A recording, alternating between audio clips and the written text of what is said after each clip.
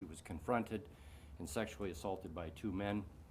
The suspects are described as number one as a white male, 5'10", mid to late 20s, dark hair, medium length below the ears, clean shaven, and wearing a brown coat and blue jeans. Suspect number two is described as a white male, shorter than the first suspect, perhaps 5'6" to 5'9", mid to late 20s, short length black hair. He had a larger waist that protruded slightly over his belt. He was wearing a plaid-colored blue, black, and white coat. The suspect was also clean-shaven and wearing blue jeans. Both suspects reportedly ran north toward Rabbit River away from Elm Street. We're very preliminary in the investigation. A lot of us were working through the night, so not a lot of sleep. We take this serious, and our job is to bring this to a resolution and follow it where the evidence takes us. We've determined that there was a scene of some sort out at Rabbit River. Officers are out there right now checking it, so I would ask that you not go past the two police cars parked at the entrance to the park if you need a photo shot or anything. We have not shut it off as of yet or closed it down. It's like 800 acres, and we don't have enough personnel to block it on either side and stop people. So we think we've kind of narrowed it down, but we're asking for a little bit of room so that the officers can do their job at this point. Should we develop anything more that we can share, we'll be certainly get that to you. So again, it's very preliminary in the investigation. We haven't even collected all the forensic evidence yet. In fact, once we're done here, I'm being sent to locations to pick up evidence kits and things like that. So I won't be able to probably answer a whole lot of more questions than you have, but if somebody has any, I can either say I can't answer or maybe there's something I could share. Yeah, absolutely. Go ahead. No weapon. Was there any sort of weapon involved in any of this? I'm not gonna release those details at the time, but thank you. How far back in the trail? There was an estimated distance. I don't wanna say specifically. Invariably, you will have people that wanna be curious onlookers, and we would like to dissuade people from doing that. Let the officers do their job to solve this crime. We believe we're pretty close, and we have determined some information, but I don't wanna give too many specifics on exactly where. It's a very big area.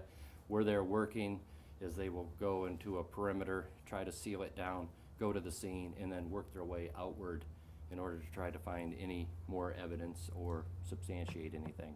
Hang on, you said you're very close to what? This actual scene where evidence would be, but then you're always looking for anything else that led up maybe before the incident. And as far as asking for the public's attention in this, you may not have been in there that day, but if you were walking through there even days or a week before and those descriptions appear to be similar, and you may know a vehicle parked in that lot or something, please come forward and contact the Wayland Police Department. You all can share our numbers with your viewers on there.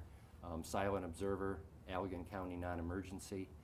I'd like to also thank the Gun Lake Tribal Police Department for assisting in some searches. MSP is now involved with helping in the investigation, and the Allegan Sheriff's Department handled some 911 calls yesterday for us, so our officers would be free to continue this investigation. So it's great collaboration on the law enforcement community to try to get our resources where they need to be, which is on this particular incident for right now, at least for our agency. Did she say anything about the complexion? I'm sorry, I missed that. Did I miss that? I don't have specific to that other than a white male, but I will check on that. The lieutenant is now en route to another location, so I could try to see if that's a fair to medium skin tone.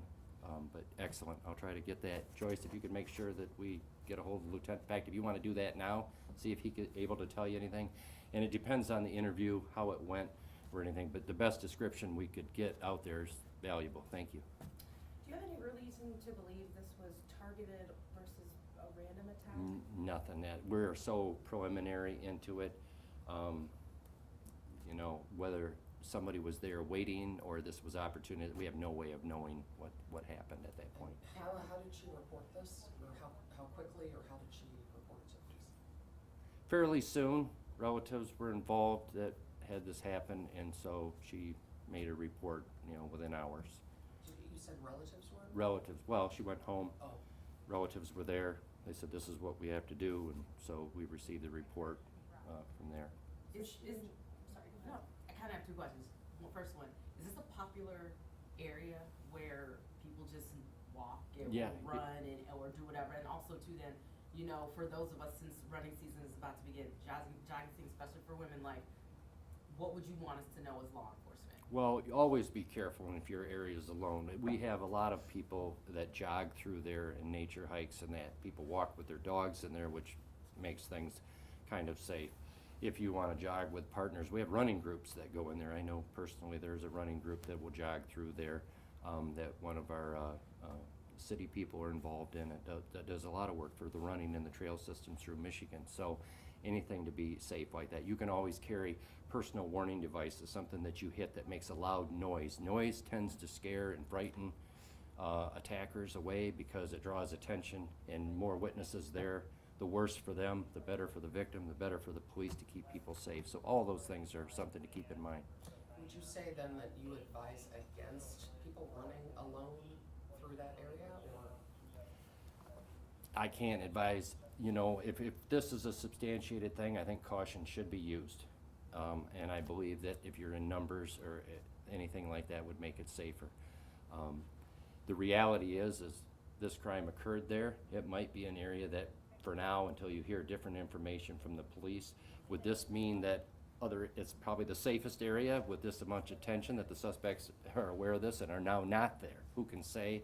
But I would just say wherever you are, in whatever city, if you're alone, it's best to use caution and take precaution, personal, you know, defense mechanisms. I mean, whether you carry an alarm or a spray or anything like that that's legal for you to carry just to protect yourself, and run with a partner or two or more is always a good idea.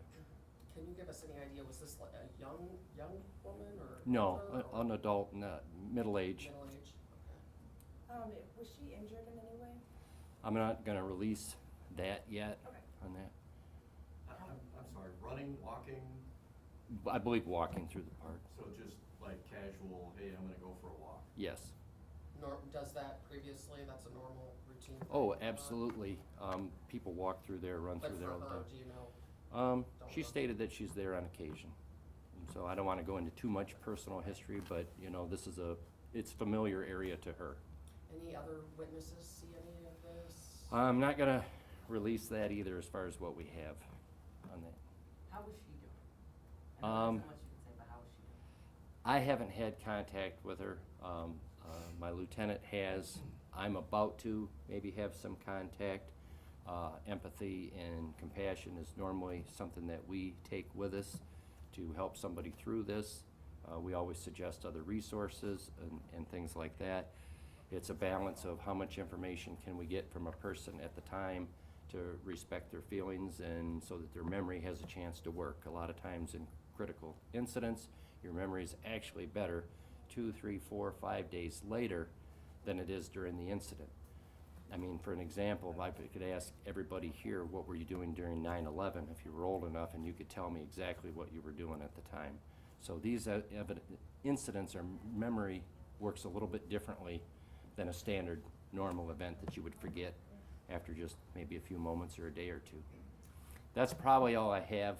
I mean, I can't, you know, I don't think we're gonna get much further. If there's anybody that thinks they got the one crime scene. Sketch artist? What's that? Sketch artist, sorry. Those other investigative techniques are being utilized and then are coming in to the scene, so we're gonna gather that to get the best information we can. So look forward to hopefully getting some sort of a visual depiction, and we will release that as soon as we can get that. And again, sometimes that's better to wait a day, 2, or 3. It's not that we're dragging our feet. We're doing the best that we can for the victim in order to get the best result that we can, and I'm relying on the subject matter expert from the state police. Chief, you don't have any reason to believe that in a couple of days, we're gonna hear that this person made this up? Well, we're not pursuing it in that direction. We've taken it very seriously to protect our public, to make them aware. The last thing I want to have happen is not share any information with you, and there's a subsequent victim, which we would feel terrible about. Our job is to protect the public, the whole public, and everybody that visits our city. This is certainly a crime of abnormality. We don't deal with this very often, and this is no agency deals with stranger-type cases. Those are rare anywhere you are, whether they're Grand Rapids, Kalamazoo, and bigger jurisdictions than that. Usually they're known to the people, and that's not what we're getting in this So you're case. confident something happened? We have evidence that there was an incident, and that's pretty much all I can give you. We're going forward full force in order to try to solve this and bring a resolution to this. And last known whereabouts of these suspects, you said they were just north near Elm Street. Right, so on the trail where it happened, they continued in a northerly direction, is according to her. Or what we- I'm sorry, any security cameras on that trail? I don't want to release that yet either, so I appreciate it, but we're probably good. Any final notes before we take off? Joyce? Average white male, no distinguishable facial features, just, I mean, not albino white, not dark skin, average. So I would say unknown instead of saying middle of the road. I hate to narrow it down too much because in this business, we've had people swear it was a red car and it's a blue car. And the memory of witnesses works very differently. If I look at you and you're wearing a black sweater, I look at you and you're wearing a blue coat, and I tell the officer it was a blue car and get confused, it was really a black car. And so you try to, and that's a fallacy of all witnesses. So it's not that somebody gets the information wrong, it's just the mind works in a critical incident so much differently, and you will distort colors and change things. And so officers are very general when they look for a lookout of some type that, okay, it's a green car, but could it be, you know, a bluish car, a black car? I mean, so when somebody gets stopped and they say, well, I'm not driving a blue car, I'm driving this car. Well, that's because most of us have found that some descriptions are not completely accurate, and that's totally normal. But it also means we've got to look further than what we're given. Thank you very much for everybody coming here. Thank you so much. Thank you. You bet.